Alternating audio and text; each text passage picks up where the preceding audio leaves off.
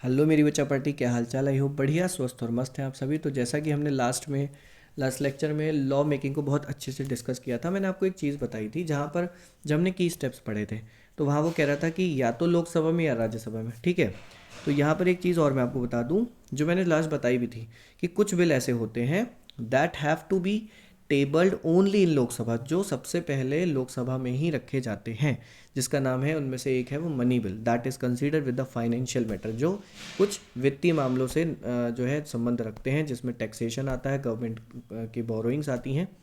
It is essentially a draft law, एक सही से बना हुआ लॉ होता है, मतलब आवश्यक रूप से ड्राफ्ट लॉ होता है ये, that can be introduced only in Lok Sabha, जो केवल और केवल सबसे पहले लोकसभा में ही रखा जाता है। हालांकि the introduction of the bill require the prior recommendation of the president, और इस बिल के इंट्रोडक्शन से पहले इस पर प्रेसिडेंट की रिकमेंडेशन होना ज़रूरी होता है। एक्चुअली में वो पहले प्रेसिडेंट के साथ जो है डिस्कस हो चुका होता है, फिर उसको लोकसभा में रखा जाता है। ठीक है, चलो। तो थर्ड और फोर्थ एग्जीक्यूटिव अकाउंटेबिलिटी और फाइनेंशियल अकाउंटेबिलिटी की बात आज हम इसमें करेंगे, और इस तरीके से पार्लियामेंट की जो फंक्शनिंग है पूरी फिनिश हो जाएगी। ठीक है, टॉपिक हमारा। तो prime minister and council of minister are the part of union executive. Union executive में प्राइम मिनिस्टर और उसके काउंसिल ऑफ मिनिस्टर यानी कि मंत्रिमंडल और प्रधानमंत्री का मुख्य कार्य होता है। Primarily they are primarily responsible for the implementing and enforcing law and overseeing the effective running of the government. जो वो उनका जो मुख्य काम होता है बच्चों, वो अपने लॉज को जो इम्प्लीमेंट करते हैं उसके लिए वो पूरी तरीके से जिम्मेदार होते हैं। जो भी वो कानून बनाते हैं, जो उनको लागू करते हैं, है ना। और इफ़ेक्टिव रनिंग और गवर्नमेंट की एक इफ़ेक्टिव रनिंग के लिए, सरकार की है ना, सही तरह से सरकार चले, इसके लिए भी वो पूरी तरीके से रिस्पॉन्सिबल होता है, और ये मुख्य काम होता है उनका। इसके अलावा they are take decisions regarding the day to day functioning of the government. Government की जो डे टू डे काम होते हैं उनके डिसीजंस भी यही सभी लोग लेते हैं, based on the principle laid out in the constitution और एंड इट्स लॉज। लेकिन हाँ, ये जो डिसीजंस हैं वो कॉन्स्टिट्यूशन में लिखे हुए कानूनों के, लिखे हुए नियमों के तहत होने चाहिए, वरना यहाँ पर जुडिशरी का रोल आता है और जुडिशरी उनको रद्द कर सकती है।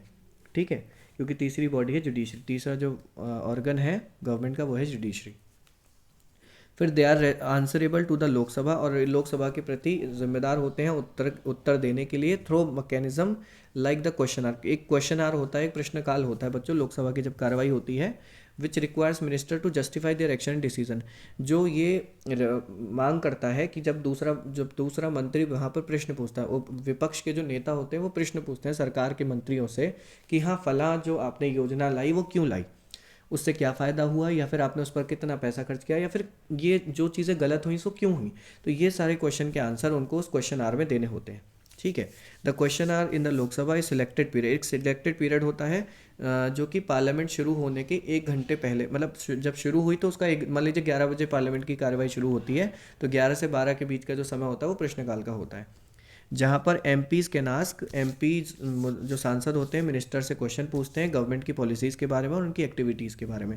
It is a process of the parliament that hold the executive accountability. ये कहीं ना कहीं उसकी कार्यकारी जिम्मेदारी को बताता है। ठीक है, special committee also hold meeting. इसके अलावा कुछ स्पेशल कमिटीज़ मीटिंग्स भी बुलाती हैं, where minister have to explain, जहाँ पर मिनिस्टर्स को एक्सप्लेन करना पड़ेगा and answer questions about their policy, उनकी पॉलिसी, उनकी योजनाओं के विषय में जानकारी देनी पड़ेगी, आंसर देने पड़ेंगे। दीज कमिटी में इंक्लूड, इस कमिटी में एमपी अलग अलग पार्टी के इंक्लूड होते हैं। जो कमिटीज़ होती हैं बच्चों, वहाँ पर मिनिस्टर्स, मतलब वहाँ पर देखो मैंने बोला था ब्यूरोक्रेट्स तो होते ही होते हैं, उसके साथ साथ एमपीज़ भी होते हैं, सांसद। और वो जो सांसद होते हैं ना, वो केवल सरकार के नहीं होते, विपक्ष के भी हो सकते हैं। ठीक है, तो इसलिए वो कमेटी, जो कमिटीज़ होती है बड़ी इफेक्टिवली वर्क करती हैं। ठीक है, चलो आगे चलते हैं और फाइनेंशियल के बारे में बात करते हैं। फाइनेंशियल अकाउंटेबिलिटी के बारे में, the parliament approves and monitor government expenditure. Financial क्या करती है, गवर्नमेंट के जो एक्सपेंडिचर होते हैं, खर्चे होते हैं, उसको अप्रूव करती है, उसको मॉनिटर भी करती है, उसका ध्यान रखती है। थोड़ा एनुअल बजट, एक एनुअल बजट के द्वारा, जो फरवरी में वित्त मंत्री के द्वारा लाया जाता है। ठीक है, हमेशा आप जब भी देखोगे बजट जब भी पेश होता है उसकी एक फिक्स डेट कहीं ना कहीं बनी, फिक्स डेट तो नहीं है लेकिन मंथ फिक्स है, हर साल फरवरी में ही उसको लाया जाता है, एक साल भर का बजट। ठीक है, जैसे आपके घर में पापा सैलरी लाते हैं तो पूरे महीने का बजट बनाते हैं कि भैया ये पैसा इसमें खर्च होगा, ये इसमें खर्च होगा, ये बचाए जाएंगे घूमने के लिए। इस तरीके से सरकार का भी पूरा बजट होता है बच्चों, किस राज्य को कितना जाएगा, किस क्षेत्र में कितना खर्चा होगा, वो सब लिखा होता है। And examining the distribution of the fund to different ministries, और अलग अलग मंत्रालयों को जो पैसा जाता है उसको भी एग्जामिन करने का काम कहीं ना कहीं पार्लियामेंट का होता है। क्योंकि देखो, पार्लियामेंट केवल एक पर्सन नहीं है, ठीक है, पार्लियामेंट एक पूरा सिस्टम है जिसमें लोकसभा, राज्यसभा और प्रेसिडेंट तीनों आते हैं, तब एक पार्लियामेंट बनती है। ठीक, the government is expected to provide the necessary information और to the parliament in a timely and accurate manner.